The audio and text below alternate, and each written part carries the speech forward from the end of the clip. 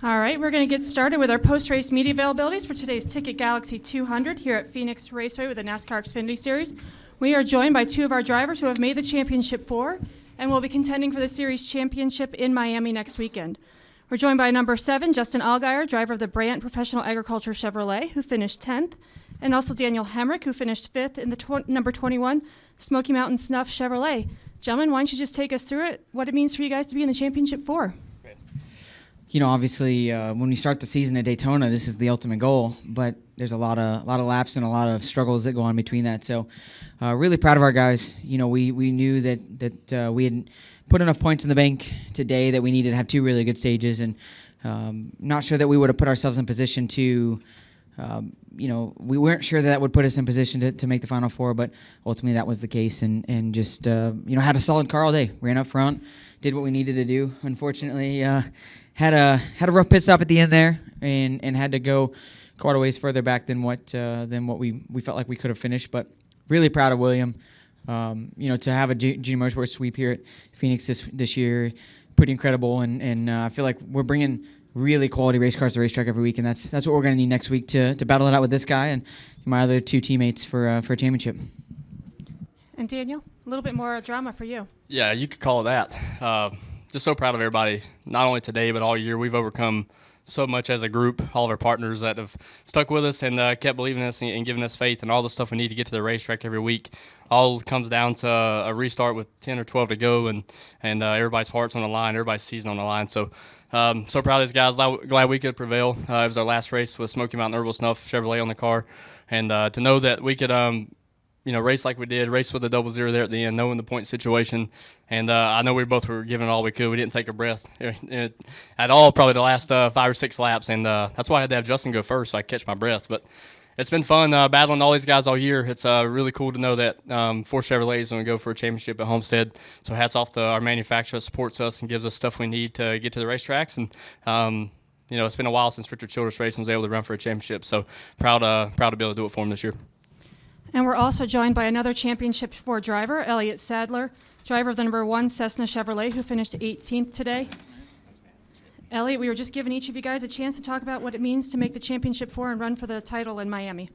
Well, it means a lot to me to be able to have an opportunity again like we had last year to go down. It also means a lot to me to have 3 of the 4 teams from Junior Motorsports. It shows a lot strength in our company and how much hard work we've put in to get to this point. And congratulations, Daniel. I think that gives all 4 teams Chevrolets, which means a lot to us as well. So all in all, we've met our goals. We're back in the 1 race shootout at Homestead, and we've saved our best car for there. So we're very optimistic when we get to Homestead next week, and just ready to get the weekend going. So that was our goal when we went to Daytona beginning of the season, and we've met our goal, and that's all we can ask for. All right, we'll open up to questions. We'll start here with Reed and then go to Jeff and Wolfgang. Reed Spencer with NASCAR Wire Service for Elliott and Justin. When did you guys find out about the pit crew situation, and how concerned did that make you before the race? I found out actually this morning right into the racetrack, so I knew pretty early. I knew that we were going to have whatever the best options were. At that point, unfortunately for me, I have a lot of the 48 guys on my pit crew, so I never have to wonder if I'm going to have good pit stops or not week in and week out.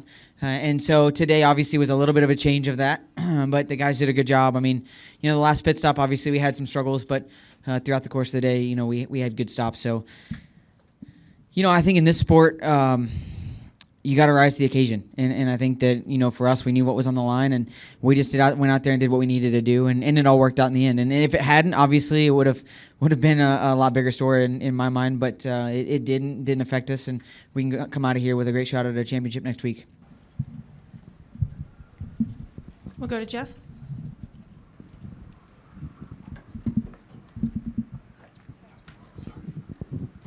Jeff Gluck from jeffgluck.com for Daniel. How aware were you of the situation, those closing laps there? I mean, it was pretty tense and the things were swinging pretty wildly. How in the loop were you?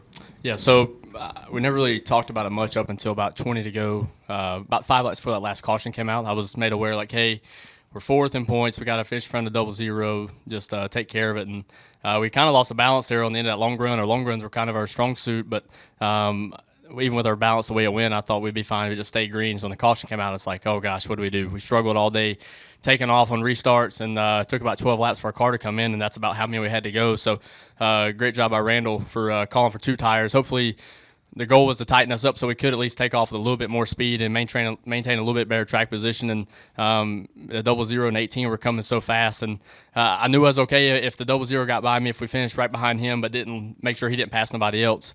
And the 18 just came on hard with 5 to go, and I knew if he got by me, he had to get by both of us. They kept me aware every single lap what was going on up through that whole process, and luckily I was able to get 00 just loose enough as the 18 got to both of us. 18 cleared both of us, and is a drag race obviously between us through 3 and 4 coming to the line. And hats off to him. We both raced each other as hard as we could, not only today but all year. And for both of us to run each other like we did, not completely crash each other, but do everything we could, everything we've grown up doing. That's racing hard. And like I said, at the end of the day, our seasons are on the line.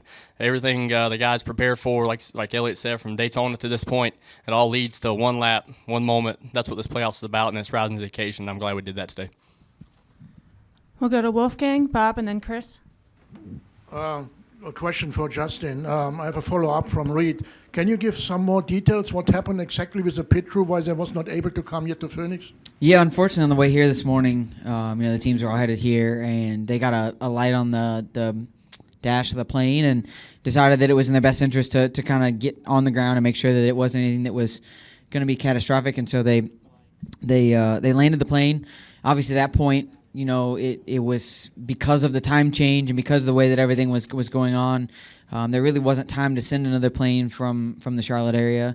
There really wasn't any other planes that could get there in time to get them out here. So we were kind of in a stuck position. And obviously, as much as we want to have our pit crew here and as much as we want everything to be normal, the last thing we want to do is rush a decision and put somebody in a bad spot. So for us, the decision was made to go ahead and start finding people, and we did that. And fortunately for us, we have 4 teams, so finding 4 pit crews in a tight pinch like that is really a challenge. So hats off to the guys that got everybody rounded up to do that. It was a bit of a scramble this morning for sure.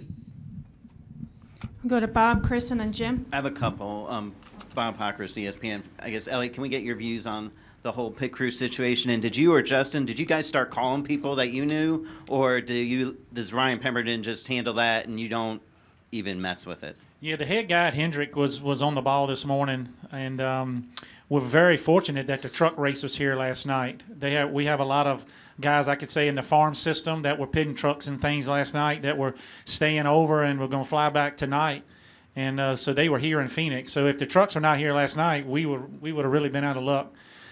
So Pemberton and he went around and rounded a bunch of guys up. And I met with my guys before the race, and I said, look, we're not going to put it on your shoulders. We have a really good cushion. Just make sure everything is tight. I want to make sure all my lug nuts are on so my crew chief can go with me to Homestead because of what happened last year. And so that was our goal. We didn't want to put any pressure on those guys, but they did a great job. So I found out this morning probably about the same time Justin did. And for Daniel, is Danny back on the box next week? I'm not sure about that. I know whenever, first off, he was one of the first ones that they gave me the phone to me after I found out that we made it when I got out of the car. So that was really special to get a phone call from that guy. He was the heart and soul of this team all the way up until his suspension, and he's continued to be the motivator back at the shop all the way up until the hauler leaves, and been very involved throughout the process the last couple of weeks. So with that being said, we made the switches internally, not only our group, but a bunch of groups a couple of weeks ago, and I'm confident that he'll be down there with us. I'm not sure who's going to be on top of the box. We'll kind of, sit down, I guess, probably tomorrow, tonight, regroup, figure out what the plan is there, because in all honesty, with his leadership back at the shop, the way he's kind of helped us, guide us through practice, and with Randall, he's no slouch by any means. He's the top of the pit box, and he calls a great race. So I've had just really good race cars the last couple of weeks. Glad today we were able to put it together, and like I said, we'll reevaluate as far as who's going to be labeled as that guy. But I promise you, as 530 people strong, that's who the crew chiefs are next week. It's all of us going in together. We'll come up here to Chris and then go to Jim and Dustin. ChrisKnightCatchfence.com.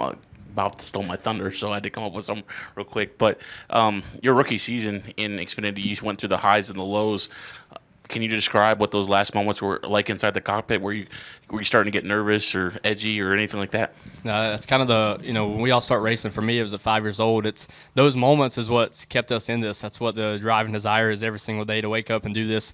And all of us up here, as well as all of us competing week in and week out, are fortunate to do that. So with that being said, those are the moments that you live for, and you hope to be able to get that excited about anything as your career goes. So I'm just very fortunate. Like I said, that's my rookie season. We've been through a lot together. The highs have been really high, and the lows have been as low as almost you can get. As like I said, we're on a 4-race suspension from the loss of our crew chief. But with that being said, the heart of this group has done an unbelievable job just rebounding and sticking together and really, kind of coming through the struggles with our heads held high and making the most of every weekend. And that's why, as a group, as a rookie group together, that we've been able to accomplish the things we have. And I'm really excited to know that we get to go not only race for a championship next year, but I got a home for next year moving forward.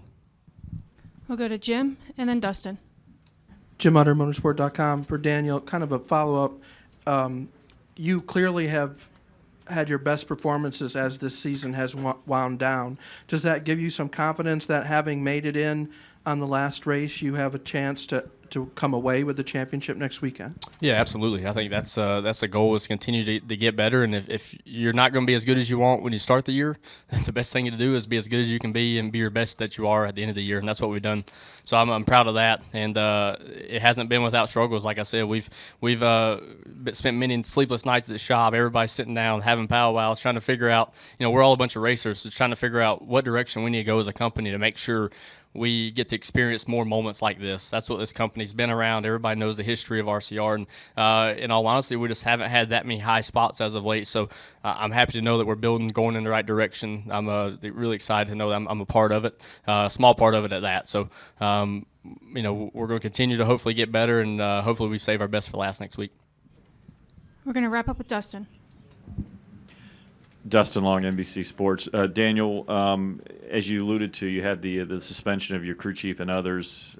That could have been something that could have brought a team down. How did you guys get through this? And also, I guess, for Elliott and Justin, last year you guys raced against each other at Homestead, so you've got that experience, but now there's a third member.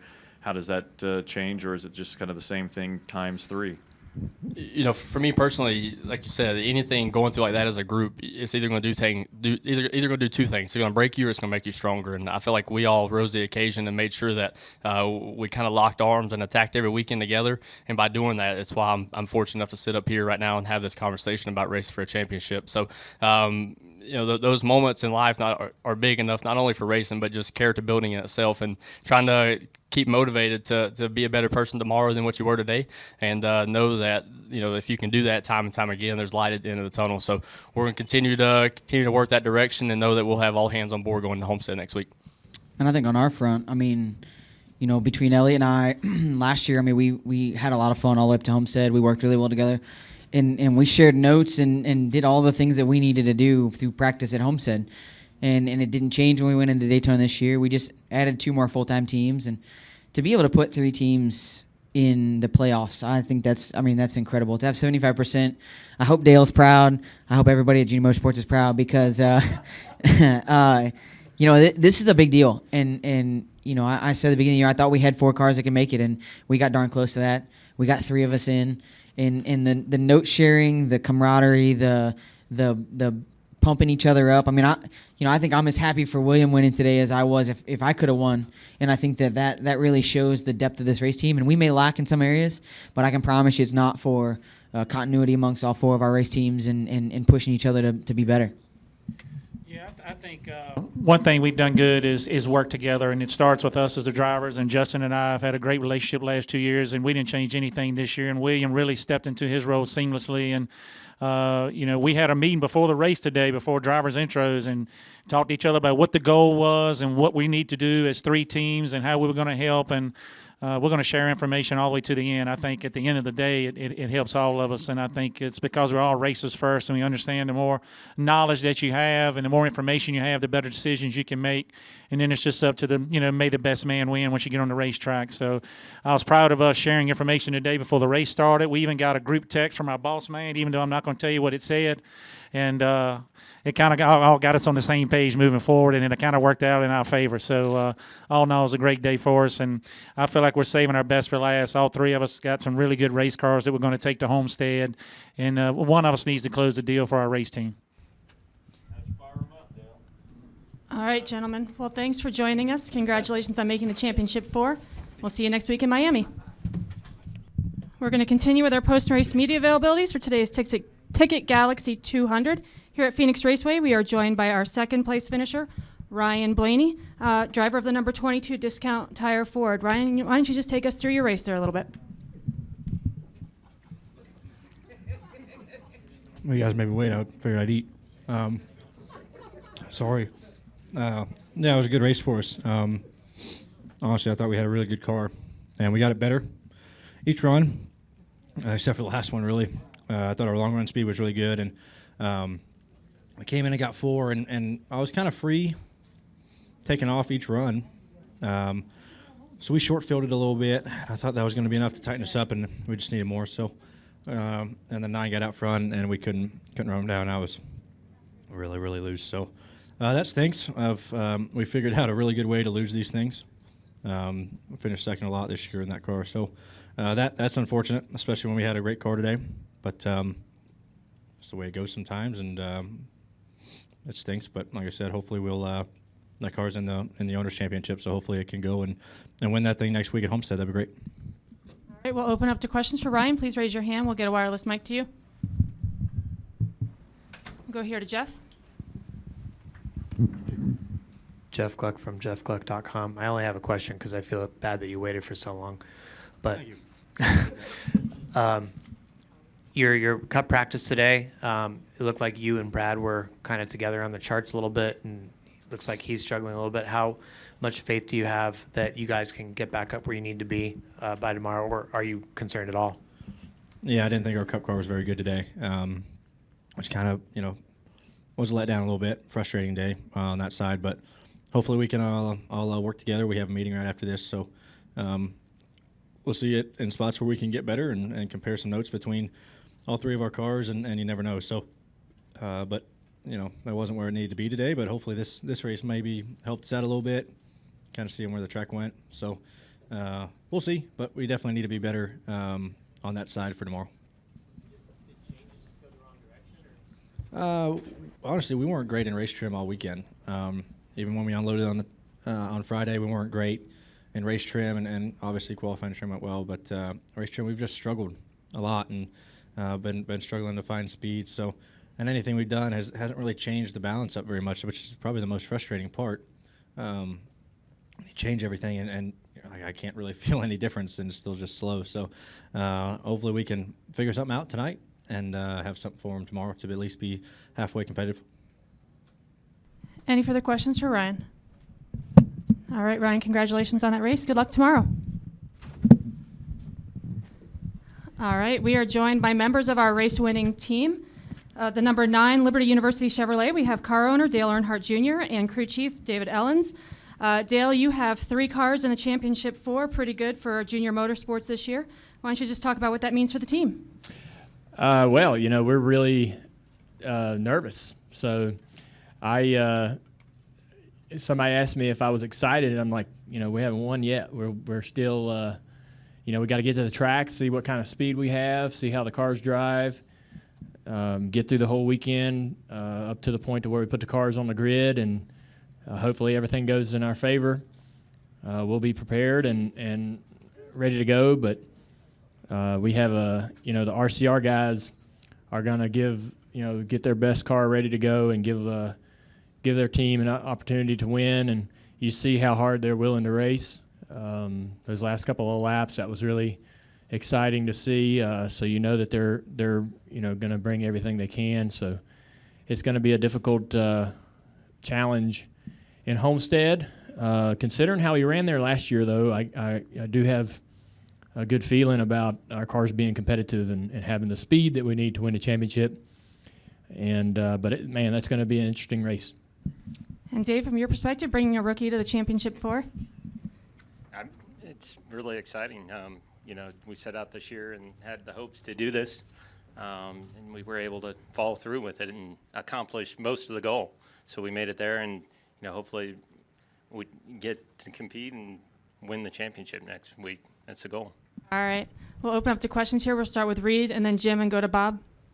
Reed Spencer with NASCAR Wire Service. Dale, when did you find out about the pit crew situation today, and how concerned did that make you going into the race? I found out, I believe, from the way everybody finds out information from Bob, right?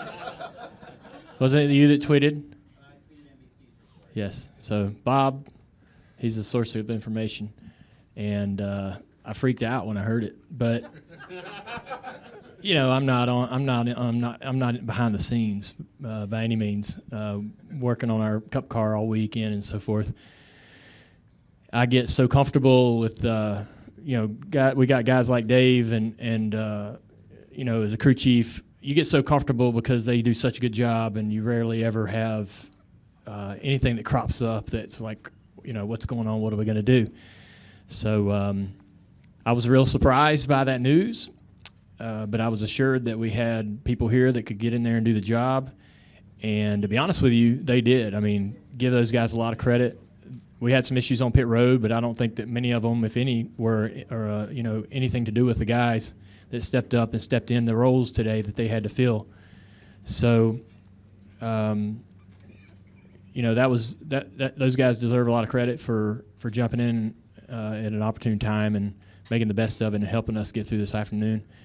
And I'm also equally glad that our guys that had to land in Arkansas are all safe, and we'll see them next weekend. And actually, we're going to work with them tomorrow on the Cup side, but they'll have the opportunity to help us try to win the championship next weekend.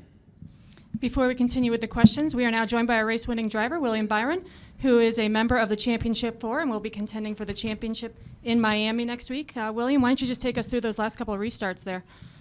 It was, we had a good car in practice, especially. Found some good things this previous week that Dave and I had worked out and felt like we could apply to this weekend. So we knew we had a good thing coming here, so we just kind of tuned on it and really just the second to last run of the race, it took off on the long run and got to third, and then we got the two tires on it, and we were able to stay up there. So I felt like clean air was pretty important. The 20 and the 22 and us were really similar. And then we would kind of, whoever was in third would lose distance with the front two after probably 20, 30 laps. And we just had to kind of adjust on it and make sure we got it right for the last pit stop. And the guys on the pit crew did an awesome job to step in, cold turkey like that, not knowing that you're going to do it this morning and then showing up and pitting the car, in the playoffs is pretty insane. So that's really good. So great call by Dave, and thanks to everyone. All right, we'll continue with our questions. We'll go to Jim, Bob, and then Wolfgang. Jim under motorsport.com for Dave. Just kind of your thoughts about when you heard the news this morning, and with the race being decided by a gutsy pit call at the end, to the experience that you had with the crew during the race, did you have any second thoughts about your decision at the end of the race? To start out with the pit crew news, when we found out this morning, the hope is that, our normal guys are going to get here. And it wasn't until, probably about qualifying that we knew that our normal guys aren't showing up. So then you're starting to figure out, we already had a plan in place for some of the Hemric developmental guys, and then trying to put the best players together. And Hemric has a lot of depth in their pit crew, so we had a lot of options to choose from. And we had a lot of confidence in the guys we had going into it. Unfortunately, we had some issues with the car where we couldn't get the left side of the car up, and that actually hurt us at the start. The first two stops, that hurt us a little bit. So it made our final call pretty easy because we couldn't jack the left side of the car up.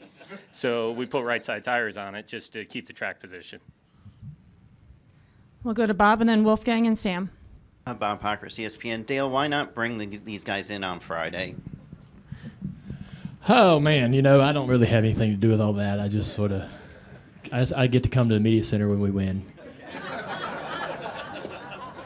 But, we're lucky to be able to have, honestly, we're really lucky and fortunate to be able to work, have the caliber of pit crews that we have. They give us the opportunity every weekend to win. And I know that's kind of the boring answer, but that's the truth of it. So we're kind of thankful to even have those guys that are working on Sunday to have that caliber team on Saturday. And it's a great relationship between Hemric and us to be able to do that, So, but it's probably an expense issue as far as hotel rooms and so forth. And we have, there's planes that fly up here that are on a schedule that don't abide by our schedule. We have to abide by theirs. So we take the opportunity to get here, or they take the opportunity to get here when they can. So we can't control concierge and those people. We sort of take the opportunity when we can to get there. We'll go to Wolfgang and then up front to Chris.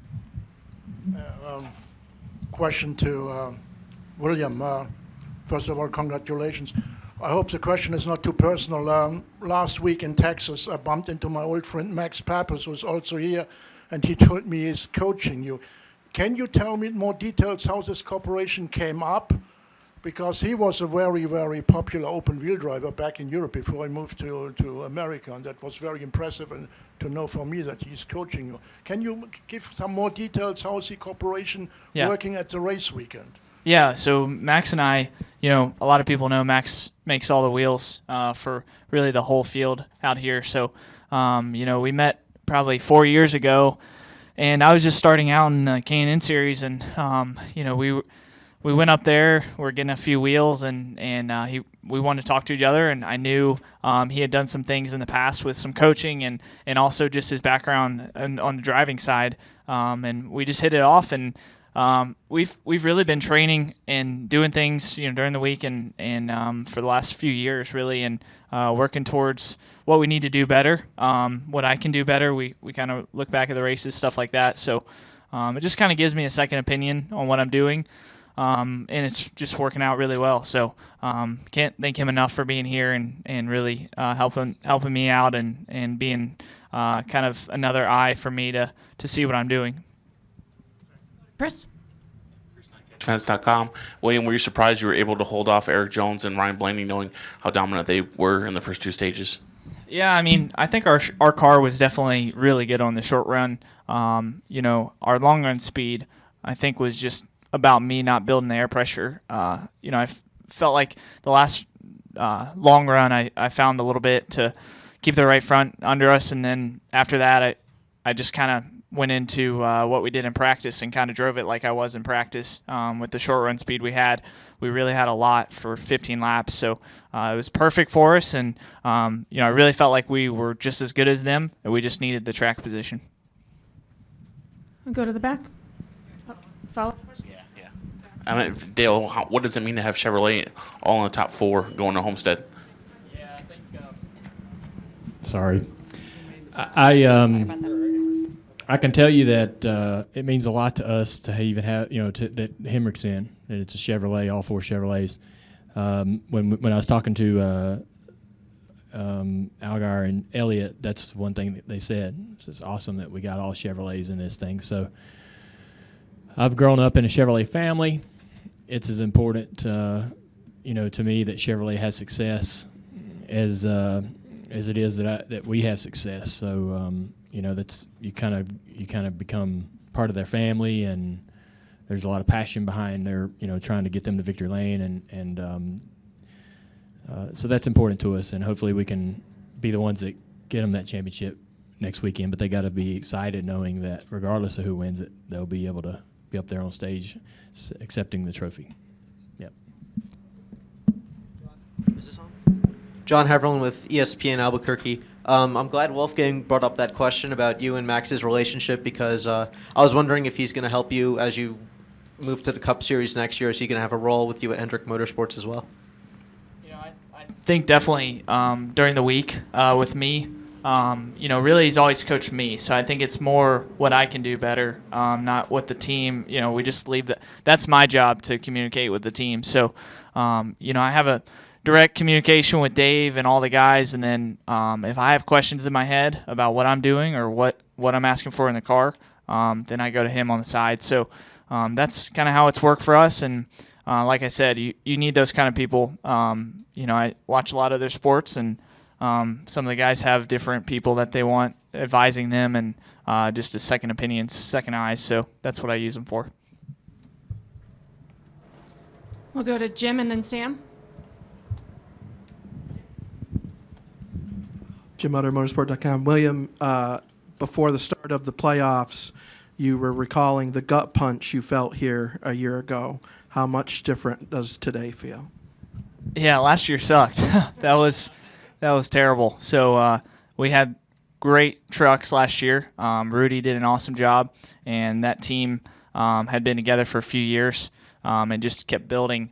And just like you're seeing this year with Christopher. So, for us, we were racing hard, didn't really expect to have an issue like that, and it happened, and we didn't get our shot to get to Homestead. So this year, we made sure that didn't happen, and we executed well. We had a lot of adversity. I feel like through the playoffs, we've had, just different things, weird things happen, and we've been able to rebound from those. And if they're not if they're before the race or they're not affecting our finish, it's okay. And we've been able to get a good finish, and that's what matters next week. So we're just gonna make sure we execute next week, and we know we can win, and we know we can go out there and compete hard. Go to Sam and then Bob. Sam Brennan, Arizona State University, Blaze Radio. Next time you're going to be racing here, you'll be in a Cup car. How does that kind of carry over your thinking of taking on the track, and how does that affect your expectations at Phoenix, getting a win here? Yeah, I don't know. That's next year. There's a lot that's going to change, and a lot that I've got to learn. So I'll just prepare for that when I can. But Phoenix has historically been good for me. I feel like I always can find speed. I just need to figure out the long runs during the daytime a little bit. But it's coming over time, and the guys brought a great race car, and I kind of know now what I need here. So just got to carry that over to the other racetracks, get that feel. Like I came here in the truck the first time. That was my first ever start, and I really made a lot of notes then. So I need to just make sure to do that at every racetrack. We're going to wrap up with Bob. Bob Hockers, ESPN. William, does it matter that you won the truck race at Homestead last year? As far as going into next week? I mean, it's good. I mean, it's good confidence going there. I think it's worrisome for everybody else maybe, but I don't know. We'll see. We just got to go there and do our job and see what we can do. I feel like we used a couple races this year where we had mechanical issues to run against the wall and learn that, and I think that's going to give us a good one-up to at least start practice in the race. So we'll just see what we have when we get there. Gentlemen, thanks for joining us today. Congratulations. We'll see you in Miami.